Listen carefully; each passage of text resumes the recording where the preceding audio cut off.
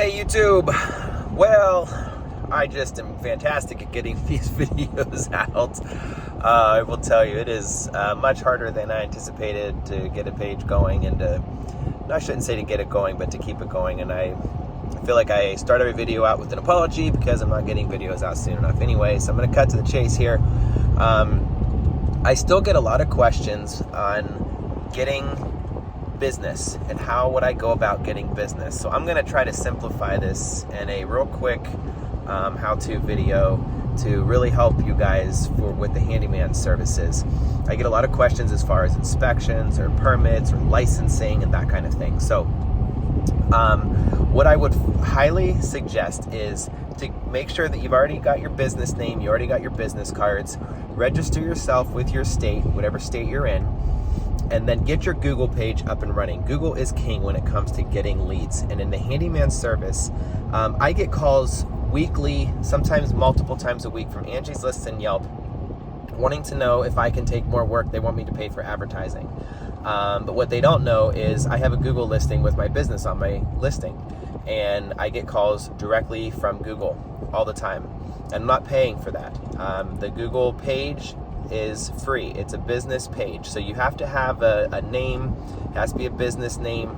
You can't use a PO box. It's pretty straightforward to go to Google and to register your business and your business name. Do that and then start getting reviews. I'm telling you, Google is king, and you can run a little ad campaign with Google. Set a budget, $100 a month, $300 a month. With a few keywords in there. It's pretty easy to set up. It's a little bit, it takes a little bit of time. Give yourself a couple hours to be able to sit at a computer and get it set up. But you can run an ad to start getting, in the exact radius that you want. But get a Google page up and running for handyman services. I'm telling you, the work will come. The other thing is, as far as having a license, I do not have a contractor's license. The state of Ohio does not require me to have a contractor's license. That being said, I'm not a general contractor. I don't sub out, if somebody wants an addition built and I'm going and subbing out for the footers and the foundation, the electrical, plumbing. I don't do that type of work. I do small projects. I've expressed to you guys before in the past, the largest projects I take on would be a bathroom remodel. I'm not necessarily changing structures. And so for what I do, I don't need a license to do it. In the state of Ohio, you need a plumbing license, an HVAC license, or an electrical license to do that work exclusively, which I don't. When I'm doing a bathroom, I'm replacing some outlets. I can do some work, and I do some work after the electrical panel. Like if somebody needs a light fixture hung, they're not calling, any handyman who is qualified to change a light fixture can change a light fixture. Some areas can be really strict, and if you want to be careful with that. But I'm in a pretty rural area, and I can get away with, no problem putting up light fixtures, ceiling fans, under cabinet lighting, and stuff like that. If somebody wants me to run a circuit, I was an electrician for 5 years. I never got my electrical license, but I could wire a house from the ground up. I have no problem doing that and doing it comfortably and knowing that it's done right. Plumbing, same thing. Somebody wants a new faucet, new fixtures. They want a new water line ran to the outside. I don't have to have a plumbing license for me to go run a water line to the outside. There's no area that's going to say, in my neck of the woods, I should say. I know there are some states that are extremely fussy on that, and you do need to find out. Now, I do have some local areas that they're a little more strict. You have to follow like counties or township rules.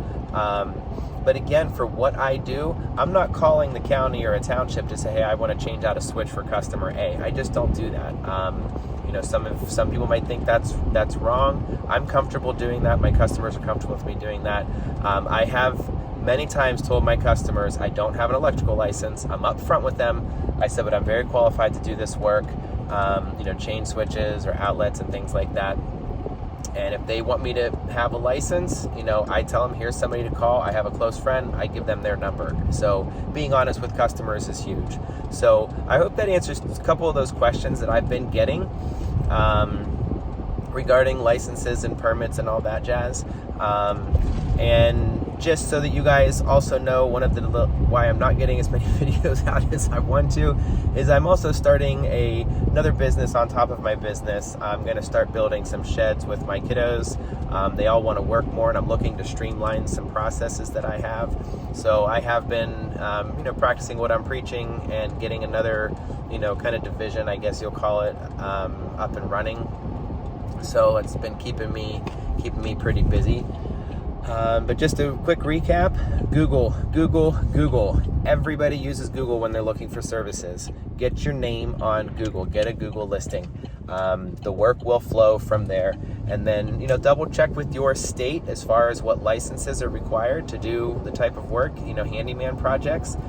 That's why I kind of picked what I do with the handyman stuff, because I don't have to go out and get a bunch of, licenses and permits and, everything like that. So that's why I picked what I did, because I don't want all that noise in my life. So hope this helps, and I appreciate all the comments, the subscribers. I'm over 2,000 subscribers. That's pretty cool.